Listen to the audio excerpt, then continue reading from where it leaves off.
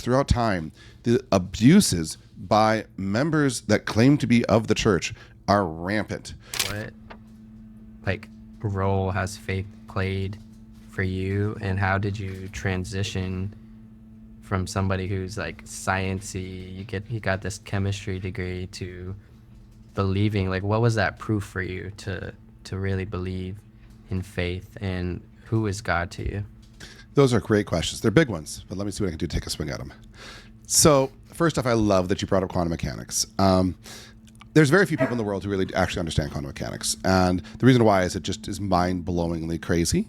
Like, as you really start to get into it and you understand the nature of the claims and what the mathematics means, it is something so brain-defyingly crazy that like right now I'm holding a pen because I take notes, right? Where's the pen? The pen's in my hand. How do I know that? Because I see it. It's in my hand. What speed is it going? It's not moving at all. I'm holding it still. These are simple things, right? Well, you throw all those kind of concepts out the window, and a ton more when you get into quantum mechanics. And in some ways, that was actually part of my journey into the faith. And my claim to you is I don't believe they're inconsistent at all.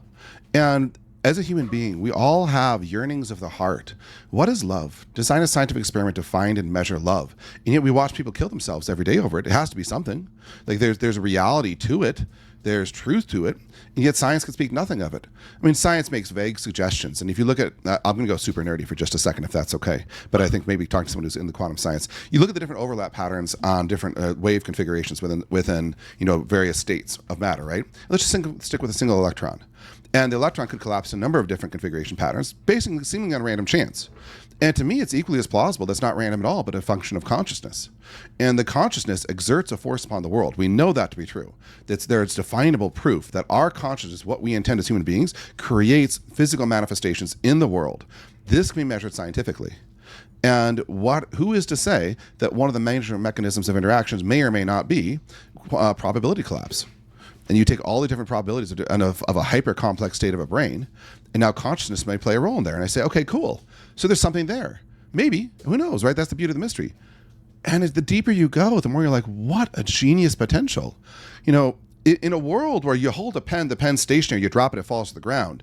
There's no room for consciousness. There's no room for something beyond what we see right now. But in a world of uncertainty where probabilities and subparticles don't even exist in some cases, but still have effect, now all of a sudden you have a much more complex system that, to my mind, actually is calling for something bigger. And so whereas you might say it's a conflict, I would argue that it's actually a fulfillment. And when you really read the church in its proper place, and I need to put a huge asterisk there, because throughout time, the abuses by members that claim to be of the church are rampant. And everyone loves to throw up the poor beatings of Galileo and how he claimed the sun was the center of the solar system, and the church authorities are like, no, it's the planet. Well, first off, those church authorities stepped way beyond their authority. The church doesn't have anything to say about planetary motion. It's just not a matter of faith. But at the same time, Galileo was a complete and total jerk in how he addressed and dealt with those people. And so he was one of those people who, kind of like me, was very abrasive. And people tended to oppose him just because he was such a jerk. And so we have to look at the story in more complex. But in my own story, as I explored this deeper, I started to discover some of the manifestations of faith that can be tested by science. So, here's some great examples. When Jesus was buried, his body was wrapped in a shroud, right? We still have that shroud. It's preserved. And in fact, you can take that shroud and do scientific analysis on it. And there's some really interesting things pop up. Number one, we shouldn't have it. It should have decayed long ago, but it's perfectly preserved. Like, we know how decay works and how cloth decays and mold and whatnot consumes it. It's still there. On top of that, the patterns imprinted upon the shroud still are active blood in a lot of cases. They portray an image with higher resolution than you could make with a printer.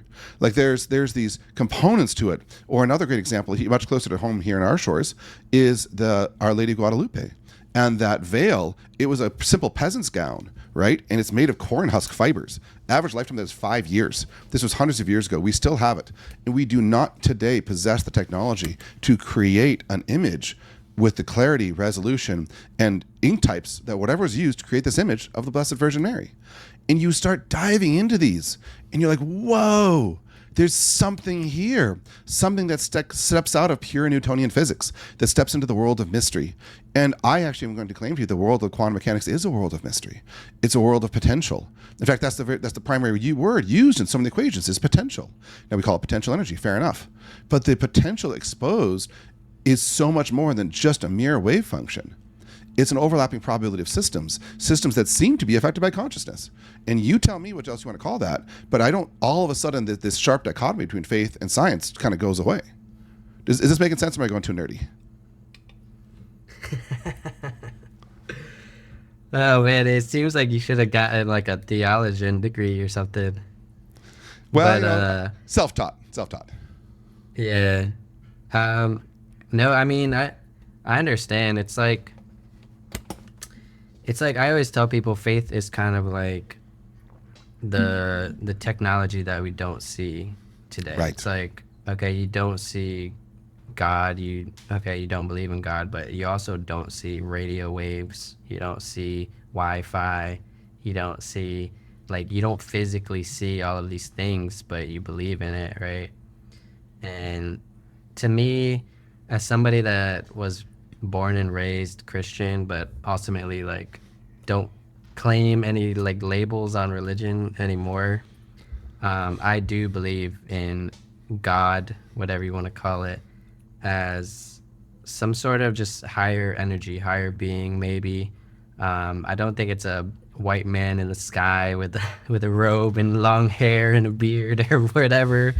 But yeah, I follow you, man. But I think that's a great point there too. Like, let me just dig on that for a second. I think a lot of people who espouse the Christian faith do have an overly simplistic vision of the faith, and it might be slightly more than a white man in the sky with a robe and a beard, but for a lot of them it may not be. And I think it's incumbent upon those who are faith to explore the depths of the faith and to say, what is really going on here? Like, what is the meaning behind these? Are these symbols? Are these reality? Is there something beyond the reality here? And a lot of people are too content. So what are some of the challenges, I guess, that you face when it comes to modern day religion, and like, do you ever get any backlash for that, just in your day-to-day life, or maybe even in your coaching world? Do you Oh, get of any course. backlash for that, like the challenges of having a strong faith and the modern world science tech atheist type people? I think it would be impossible to deny those challenges. I'm a Catholic. There's been a few Catholic things in the news over the last couple of decades. Not very flattering. There's a lot of stuff out there that unfortunately can be very, very challenging. On top of that, I think we live in what's been described as a post-Christian era. And I think that's largely true, where a lot of people look at the good that has come from Christendom and say, great, we'll take the good. We don't need the faith part. Throw that out. It's worth noting that when Nietzsche said those infamous words, God is dead, he didn't say that as a triumph. He wrote that as a mourning of the fate of society. And I think in some ways we're seeing what happens to a society without God play out in front of our eyes right now. But that doesn't change the day-to-day challenges at all. And they're very real. And I go on a lot of podcasts, and I would say that if I were not a person of faith, I would probably spread my message faster and more widely, because it's an issue. I mean, there's a lot of people that have been very badly hurt by humans who, in whatever faith they are, did something malicious and horrible. That is a common story. And it's a story that is real, that I'm not going to take away from anyone. And when we have those deep hurts, it makes it very hard. Same thing as my own story. When we have deep hurts, it's very hard to look at something and see anything good there, because the hurt is real and the hurt's loud. And your nervous system is programmed to respond to negatives somewhere between 5 and 20x more powerfully than it's programmed to respond to positives. Here's a silly example of that. If right now, if I could reach through this monitor, I could steal $5 out of your wallet. Ha! I'm a thief, right? My virtual criminal enterprise begins. Well, you would be hurt by that. In this case, I think I've earned enough good rapport. You probably won't be too badly hurt, but a little bit hurt, right? But what's neat about that is you would be hurt by my stealing $5 from you, about the same amount that you would feel good if I gave you about $100. And just think about that for a second. Like, we're very, very sensitive to the negative. Here's a great example with my kids. So I have 6 kids, so I get to see this a lot. And my kids, if I say to them, kids, we're going to the park today, they go, yay. They're kind of happy. But if later on I say, oh, dad has another work call, I can't go to the park today. Oh, they're devastated. It's the same stinking thing. Park yes, park no. Park yes when you didn't think so. Park no when you did think so. The no devastates them. They run around the house moping, oh, life's so horrible. Why do we even live? Throw themselves on the couch, flop down there. And then 5 minutes later on, because they're kids, they forget about it and they go back to playing.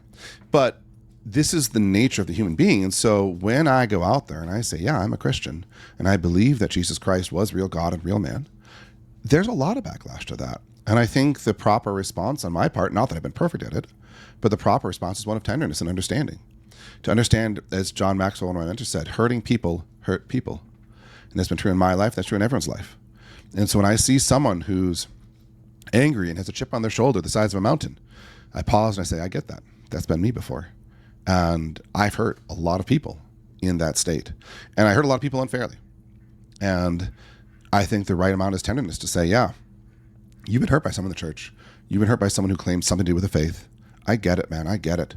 God wasn't there for you. You had that moment when the chips were down and your number was called and everything seemed like it was going to go bad. And you did that one desperate prayer that you thought, maybe this one might be the moment that saves it. And nothing happened. And you're like, bleepity bleep bleep all this. I'm done with it. It didn't save me. It doesn't work. It's garbage. What good is it anyways? So I totally get it. Now, I think there's a good response to be made to those people, but it has to be one of tenderness. It has to be one of this one-on-one dialogue that rather than me standing up here and spouting out, God is good, here's the Bible, I'm going to hit you with the Bible in the head until you finally come to realize it. It's not going to win any hearts and minds. But engaging someone directly, we all have a story. My story sucks. Other people's stories suck. I get it. We're there. But we have a story, and we don't have to be bound by that story. I guess I got a little sidetracked there. Does that answer your question? Hey everyone, I hope you liked this clip and much more to come about faith, spirituality, science, and how it's all connected. All I ask of you to support the show is subscribe if you're new and haven't already, and share this with somebody that maybe you think would like it as well. That's it, and as always, stay curious. I'll see you in the next one. Peace.